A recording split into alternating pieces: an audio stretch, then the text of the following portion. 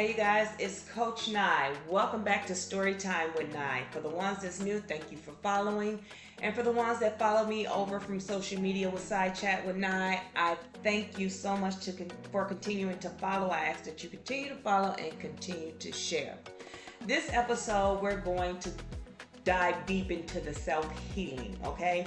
Now, you know we've been on a self-love journey since 2023. We tackled the different fitnesses, which was spiritual, mental, and physical fitness of the overall health of our self-love journey. So I wanted to introduce you guys to the 5 steps of healing. These 5 steps is something that I came up with. It's more steps that can be taken, but these were so important to me. And the acronym for that is ARPIE, A-R-P-I-E. And with ARPIE, it is meaning our piece of the pie, of the self-healing pie, okay?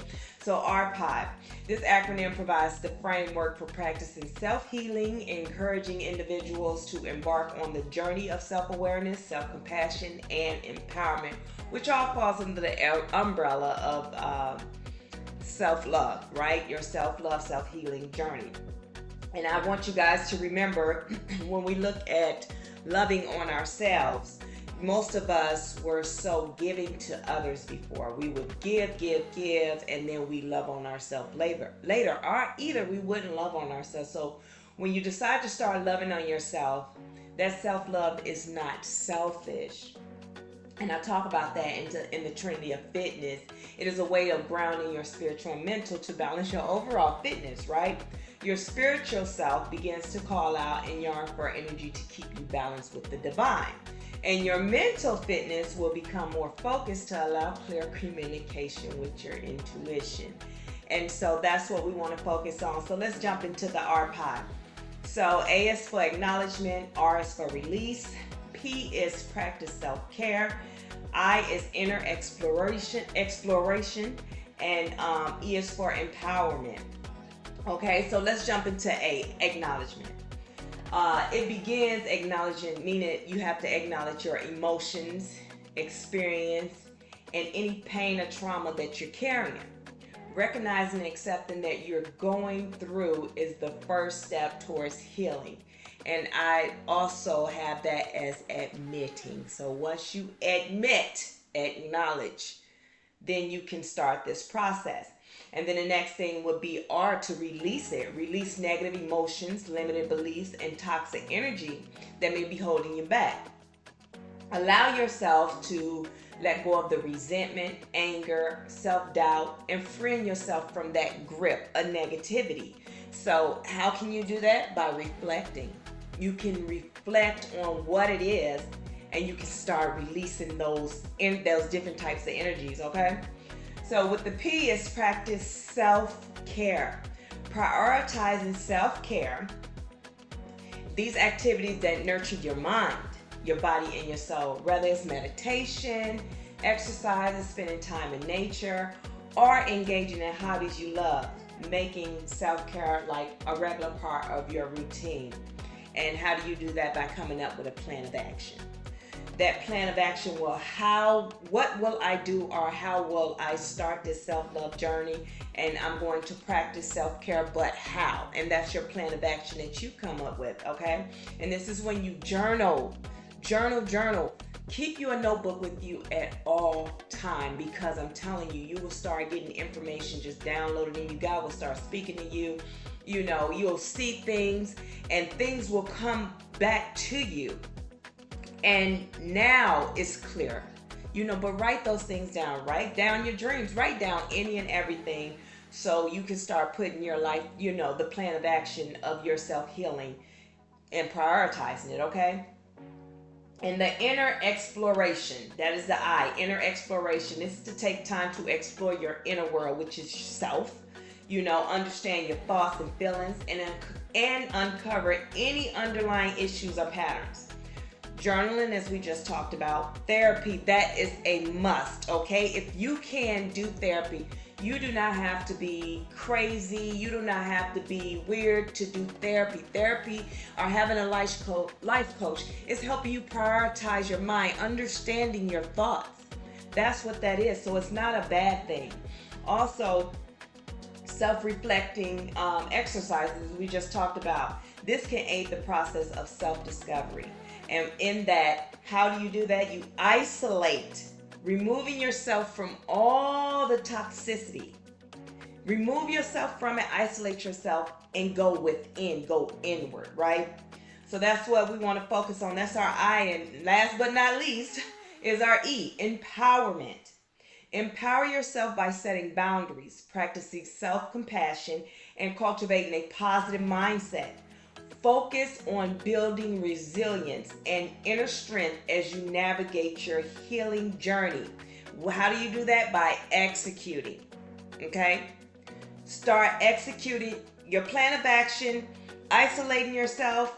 You reflected, you even admitted. Now you want to start executing. And you start that by starting your mornings by giving thanks to the Most High. And then looking in the mirror and saying to yourself, thank you for staying strong, you know. Give yourself some props. You know, when feeling attacked by the enemy, read Psalms 35. These are the things that you have to look at when you're in this self-healing phase of your life, when you want better. You're going to start transmuting all those negative inner thoughts and energy into love and gratitude. As I stated before, more of our inner doubts stem from generational curses or unhealed child wounds. Either way you look at it, you need to cut ties and heal your inner child. Ecclesiastes 3 and 1. It's something about this number 31. I'm going to look it up because I keep saying 31, but Ecclesiastes 3 and 1 says, here is a time and there is a time for everything. So in your own timing or in God's timing, everything that needs to be revealed will be revealed. Right now is the time to give God all his glory and show gratitude to him and yourself. You have to remember that, okay? For me, during my self-love journey, I realized I don't want what I want anymore. I got to that point that I don't want what I want anymore because everything that I want was hurting me. You know, everything, whether it was a relationship, friendship, it doesn't matter what it was, what I want hurted me.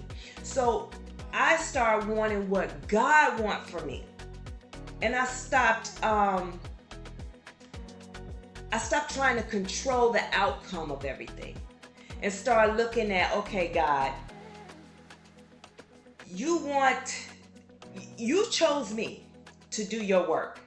So, and that work was to show unconditional love. That's a gift. To show and how to teach it, right? And once I surrendered and started operating out of that, that's when God started bringing people into my life that matches that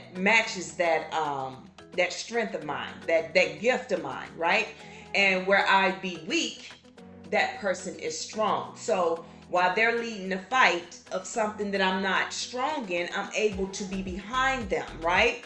And they're able to protect me in that way because that's what it's supposed to be, right? When you and for me, I was able to navigate through things and learn from that person because they were strong in that area. So I'm able to learn from that person so I can stand strong on the side of them, whether it's friendship or whether it's relationship. And that's the thing, you know, of having people that match you, okay? So the unhealed version of me in those times, I had a problem with like possession, you know, the mind, you know, I'm doing this. You see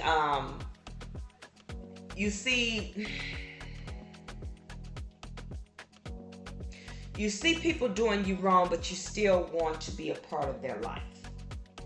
You notice people stepping on you, but yet I still wanted them a part of my life. And that was the unhealed, unconditional love part of me, right? But the healed version of me now, I have boundaries. The same things can happen, but my boundaries won't allow me to react the way that I reacted. So those were the things that I had to acknowledge and admit and reflect and things like that to even jumpstart a healing process for me while I was on my self-love journey. My journey wasn't easy. And as I tell people, it's not going to be easy because you have to be truthful and you have to be honest. And when you're truthful and honest, it's not easy at all. But you learn to accept that. And you learn to accept things for what they are, people for what they are, yourself. You learn to stop apologizing for who you are, and you start accepting for, yourself. You're accepting the things for what they are and who you are, and being okay with having boundaries. Because a person that love you, or whatever the case may be, they're going to respect your boundaries at all times. Okay? So I just wanted to come in really quick and give you those 5 steps to self-healing and give you a small testimony. And as always on Storytime with Nye, I always give a piece of testimony of my life because I need you to understand I'm not perfect. I'm not better than anyone. I did not come from with a silver spoon in my mouth. I came through the struggle, the trenches. I jumped off the porch early. I did a lot of things that I shouldn't have had to do or done. But if I knew better, I'd have did better. But now I know better, and I'm going to teach better. Okay? So you guys, as always, if no one told you, I want you to know that I love you. I'm proud of you. I want you to keep up the good work. Continue to follow and share. If you haven't already, go to NyeFitnessLLC.com. Purchase your workout program, your journal, and the pre-sale for the Trinity Walk to Self-Love journal will be coming soon. We're just finishing up some last minute things, and then it will be out for pre-sale. So, and also, if you have not got you a Nye buddy, reach out to me. Email me at bodybynnyefitness@gmail.com. Go onto the website and get and subscribe. Send me an email, and you'll be able to purchase, not purchase, but subscribe for life coaching as well on the Nye Fitness LLC website. The podcast will be on there as well. So you guys continue doing what you're doing. Remember to pour into yourself, then pour into others. I love you, and I'm so proud of you guys. Keep up the good work, okay? Talk to you later.